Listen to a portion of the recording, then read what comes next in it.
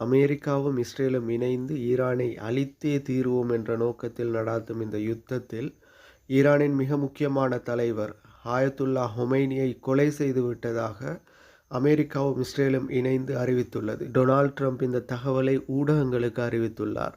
இஸ்ரேலிய ஊடகங்களும் அமெரிக்க ஊடகங்களும் இந்த செய்தியை பரப்பி வருகின்றன. என்றாலும் இந்த தகவலை ஈரான் இதுவரைக்கும் உறுதிப்படுத்தவில்லை.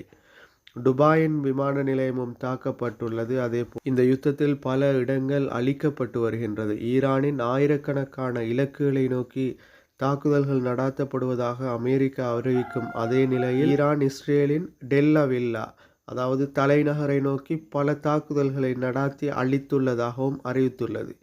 என்றாலும் இது வளைகுடா நாடுகளில் மிக பெரும் பதட்ட சூழ்நிலையை உருவாக்கியுள்ளது. ஈரானின் அதிஉச்ச தலைவர் ஆயத்துல்லா ஹொமைனியை கொலை செய்தாலும் தொடர்ந்து இந்த யுத்தம் நடைபெறும் என இஸ்ரேலும் அமெரிக்காவும் அறிவித்துள்ள நிலையில் மத்திய கிழக்கு நாடுகள் மிக பெரும் பதட்டமான சூழ்நிலையிலே இந்த இரவை கடக்க வேண்டிய நிலை காணப்படுகின்றது.